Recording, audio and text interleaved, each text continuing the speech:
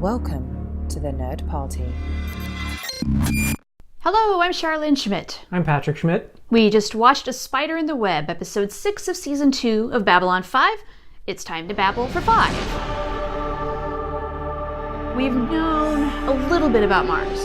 Now I really think we're starting to see just how complicated this whole thing maybe is. One of the things that's interesting to me about Mars is how quick this independence movement came about. And it wasn't that long ago that their ancestors were on Earth. It took apparently 3 generations for people to say, you know what, Earth is not a thing we need anymore. And so I think it really speaks to human nature. And and like, how do we find our identity? Totally. Mars wants to stake it out on their own now. We've seen this happen many times in history. So what did you think about the possibility of negotiations to bring out some peace and then only to have it foiled by this Free Mars movement, which is resorting to terrorist attacks? Again, I don't think that's totally a surprise. Yeah.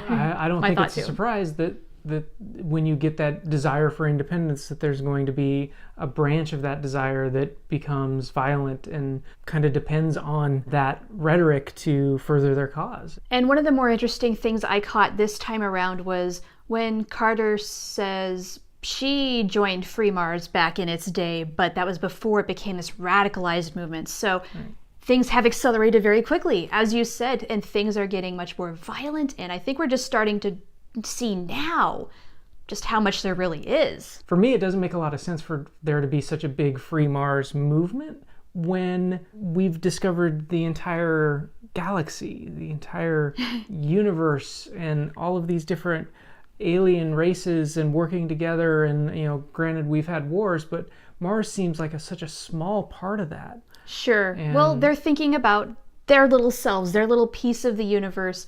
And I think it's a lot more complicated than meets the eye.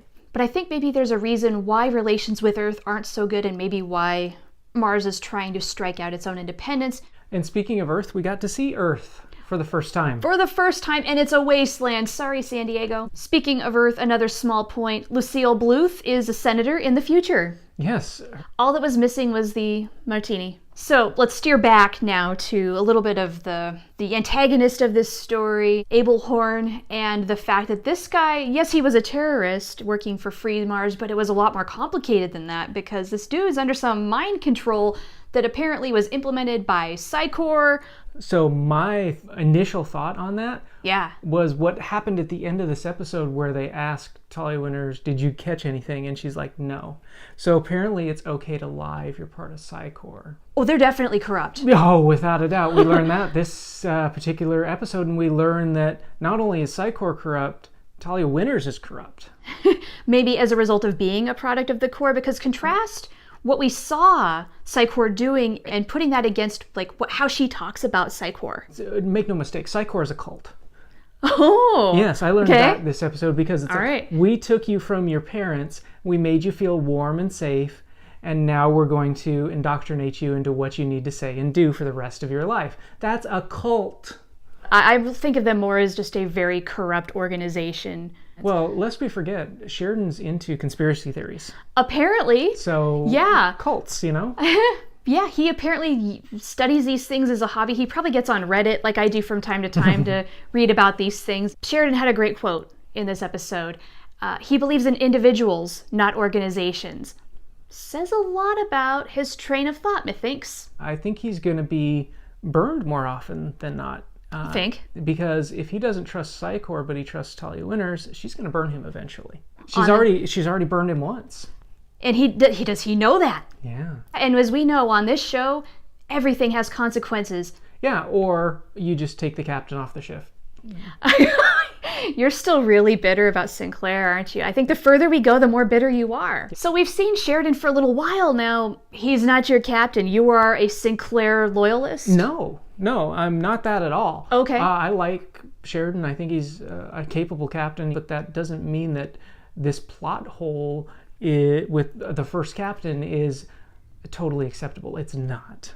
Okay, fair enough. Any other thoughts? This was the thing that took me out of the episode right at the end. The headquarters of Bureau 13 get revealed a little bit, right? Looks like the exact place that Dr. Claw hung out in Inspector Gadget.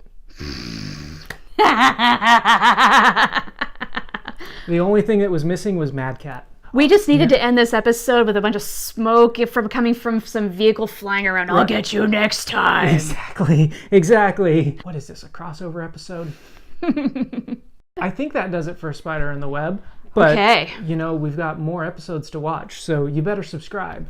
We are right smack somewhere in the midway of Season 2 here. We've got so much more Babylon 5 story to go. Things are getting a little exciting, though. Yeah. We're weaving something big. Yeah, so you better subscribe. And hit the bell. That big subscribe button, hit it. Hit the bell, be notified. You should know by now it's every Sunday and Wednesday when you're going to get that little ding in your inbox about That's right. new Babble for 5. Yeah, and thanks as always to the Nerd Party for hosting us because they kind of rule.